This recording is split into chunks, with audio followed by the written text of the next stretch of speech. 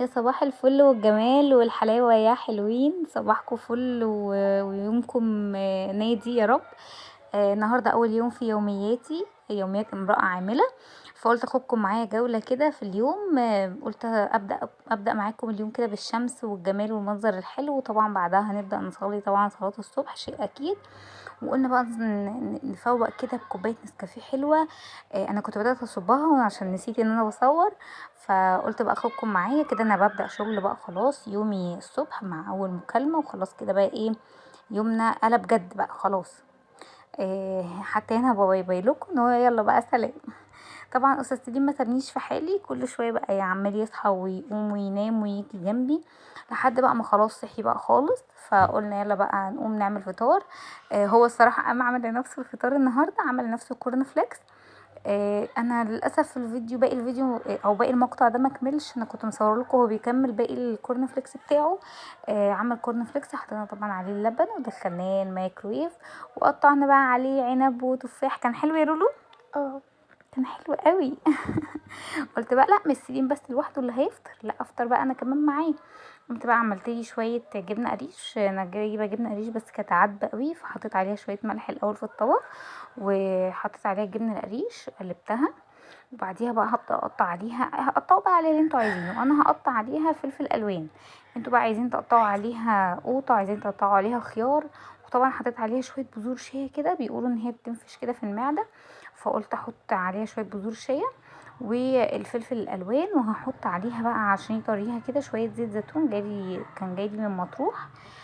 احلى زيت زيتون ممكن يتاكل يعني. وعليها بقى شويه زعتر، وببدا اقلبها. احلى حاجه ممكن تفطر بيها يعني، احلى احلى احلى حاجه. كان طعمها حلو قوي. عملت معاها بيضايه مسلوقه واتنين بقسماط، ما كانش عندي عيش سن للاسف. طبعا قلت بقى افطر سي استاذ محمد. اول بقى ما جه فقلت افطره بقى، فقالت له بقى شويه بطاطس. سي الاستاذ محمد ده حد فاهم يعني، حاجه كده زي ناس كده. وعملت له عليها التتبيله. يا جماعه انا بحب اعمل التتبيله، ما بحبش اجيبها جاهزه، بتطلع زيها بالظبط زي تتبيله بره. شويه كاري وشويه بابريكا وشويه توابل فراخ اللي هي بتيجي من عند العطار زي ماجي كده بس سايب. بس احنا ما بنجيبش ماجي عشان مقاطعه. بس وشويه بقى ايه حاجات. طبعا هنا بقى بعد ما خلصت اليوم انا قلت اوريكم منظر الشقه. طبعا سليم منطلق بقى عشان انا قاعده شغاله فمبهدل الشقه. قلت بقى اقوم اروق الشقه هوب. بصوا بقى الشقه بقت زي الفل. روقت كده على السريع عشان احنا نازلين عندنا مشوار مهم. هو هنا بيعمل لكم باي.